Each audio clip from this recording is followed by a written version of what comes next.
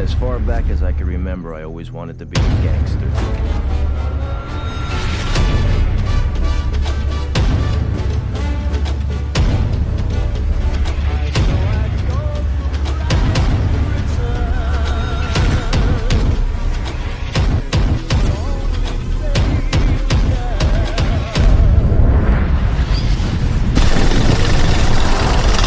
Good fellas, wise guys.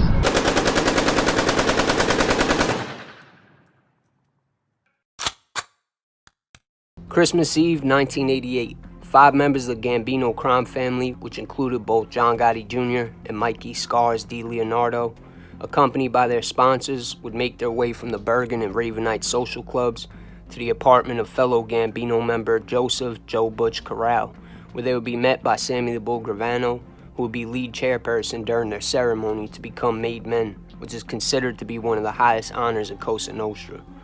Gravano, along with Frank Lucasio and Jackie the Nose D'Amico, were appointed to head the ceremony by John Gotti, who chose not to personally be at the ceremony in order not to show nepotism, being that his son was one of the men being made, and also so Gotti could have plausible deniability, being that he promised his wife he would never let Junior join Cosa Nostra.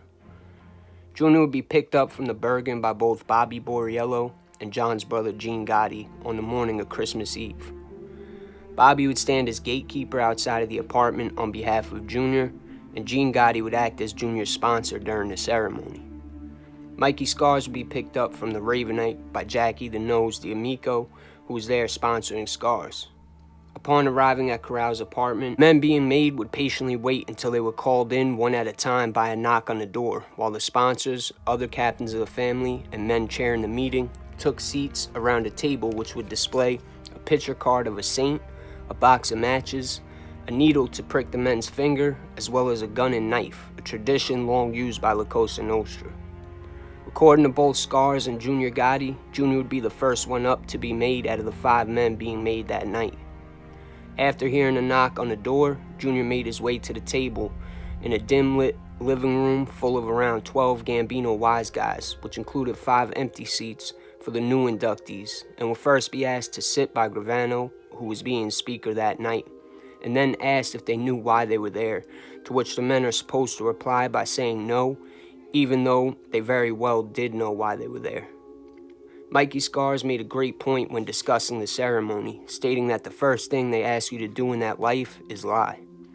Junior admits he knew he was being made that night because the night before, while hanging out with his Uncle Gene at the Bergen Hunt and Fish Club, he was told tomorrow to wear a suit with a red tie and a pocket square for good luck. And in Cosa Nostra, all the men in the life knew when they tell you to wear a suit and come to a meeting, that means your time was coming to be made. Scars also says he knew he was being made after receiving a call telling him to wear a suit and be at this meeting on Christmas Eve. In earlier years, both men would be asked but turned down to become made until the 1988 ceremony, for reasons I'll get into in a minute. First, let's go over what was said during the induction ceremony. After being asked to take a seat and if they know why they are there then asked, "Do you know who we are?" To which Junior responded, "I have an idea," which was met with a head nod confirmation. The inductees are then asked what they think about the men seated around the table, to which Junior replied, "I like them." The men would then be given the traditional Cosa Nostra speech, which is something along these lines. "We are a secret society and we live by our rules. We are a brotherhood. We give loyalty and honor to each other. Do you want to be part of us?" To which the inductee would respond with yes. The speaker would continue, "We've been watching you and that's why you're here. You did not choose us, we chose you." Once getting through that line of questioning, they would then be asked, "Which finger do you shoot with?" To which they would respond by saying their trigger finger.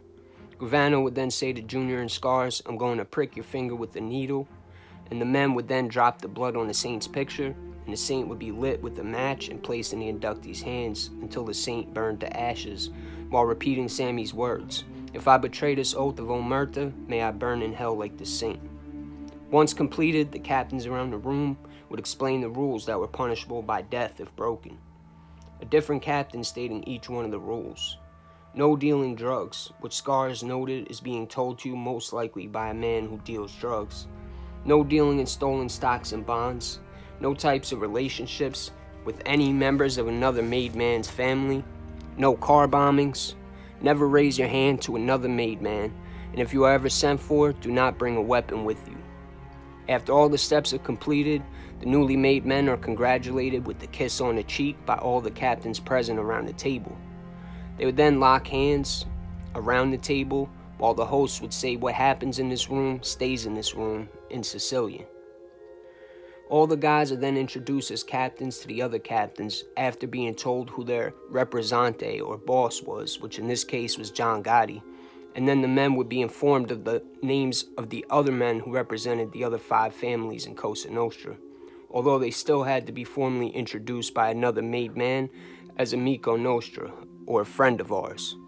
After all was said and done, the men, along with their sponsors, were asked to leave one at a time to avoid law enforcement, and would all meet back up at the Ravenite to join Gotti and the rest of the family to celebrate their new status and enjoy their Christmas Eve party before leaving around 10 p.m. Gravano would take Jr. straight back to another room where he could now officially introduce Jr. as a made man to his father, who hugged him and told Jr. he was proud of him. Before Sammy introduced him as a friend to all the other captains present. According to Sammy the Bull, he was asked to personally chair the meeting to make Jr. by John Gotti because Gotti didn't want to be present for reasons mentioned earlier. Gravano stated he never really cared much for titles in the family, but he would realize the importance of Gotti making him underboss after he was asked to chair Jr.'s making ceremony. Prior to underboss, Gravano was originally made consigliere, but after the Frank DeChico car bombing, as things were getting more serious in the street, in order to keep up appearances and to compete with the Lucchese family, who just recently had made Gotti's rival, Anthony Gaspipe Casso, underboss. Scars and Jr., along with the small select group of Gotti's close circle, would meet at Gotti's house to continue the celebration. According to Jr., he bartended at the house while Gotti entertained the guests, and according to Scars, the men would stay up and drink until around 4 a.m.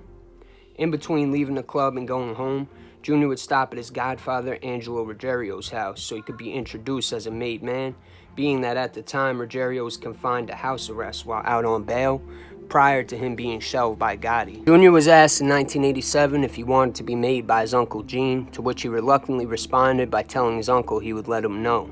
His uncle, noticing his reluctance, would drop it until about 6 months later when he was approached again by his uncle Gene, as well as his uncle Peter Gotti, letting him know if this was the path he wanted to take, he would need to make a decision now. And Jr., who was also spoke to by his godfather Angelo Ruggerio about it, told his uncles he was ready.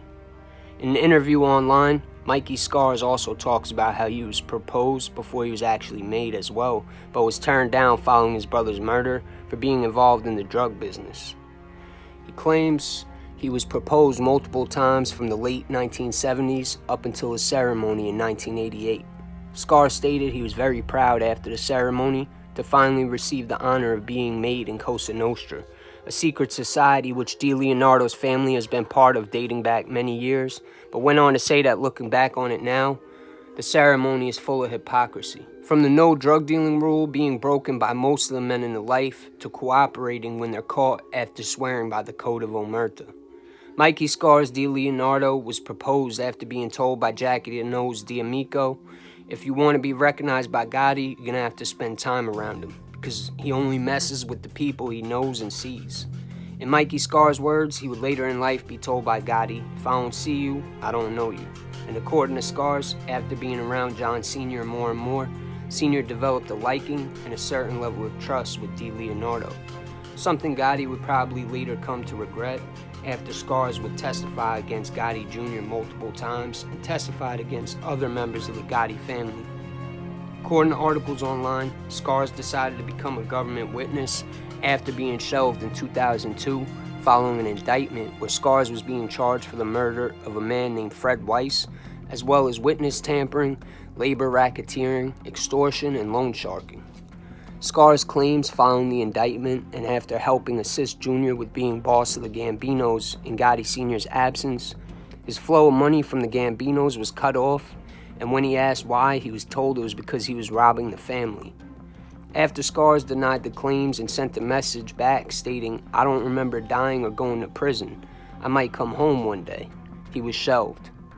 DiLeonardo decided because he was being betrayed, he would return the favor by cooperating, but claims he once attempted suicide after feeling bad about having to testify on his former friend Gotti Jr. Scars went on to testify against Jr. in 4 separate trials, which all ended in mistrials. It said Scars made 15 different appearances to testify against various members of organized crime. For his cooperation, Scars was sentenced to 36 months time served by a federal judge on September 9, 2011, and Scars would join the Witness Protection Program. On top of Scars turning federal witness against Jr. plus other members of the Gotti family, Gotti's trusted underboss who chaired Jr.'s making ceremony, Sammy The Bull Gravano, would also go on to testify against the Teflon Don, John Gotti, not even 3 years later in 1992, showing the treachery in the life and proving even the people you are closest to and think you can trust are out for themselves when push comes to shove.